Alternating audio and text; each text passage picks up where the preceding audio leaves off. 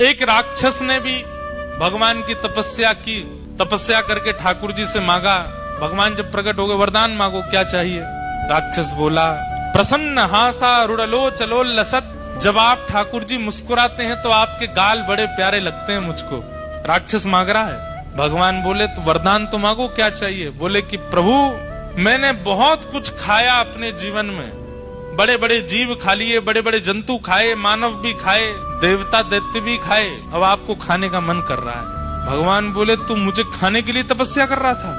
बोले हाँ, मुझे पता चला कि आप मिलते नहीं हो, आप तभी प्रकट होते जब आप कोई तप करता है, तो मैंने इसीलिए तप किया 1000 वर्ष तक कि आप प्रकट हो जाए तो मैं वरदान में आपको खाने के लिए मांगू।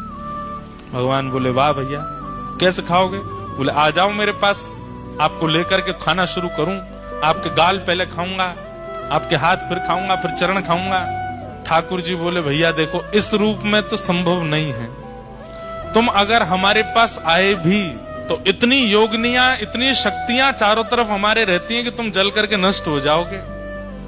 तुम्हारी इच्छा पूरी करेंगे। बोले क्या? कालांतर में तुम एक कीड़ा बनकर के गंडकी नदी में जाओगे और जब हम वहां शालिग्राम बनकर के आया करेंगे तुम हमें ही खाया करोगे। उसी से ही हमारे अंदर रूप प्रकट होने लग जाएंगे, तुम्हारी इच्छा पूरी हो जाए। खूब खाना, झुक करके खाना। तो गंडकी में, शालिग्राम जी में कभी कभी आकृतियां प्रकट हो जाती हैं। वो आकृतियां उस राक्षस को ही शाप दिया भगवान ने खाने का। वो खाता है ठाकुर जी को।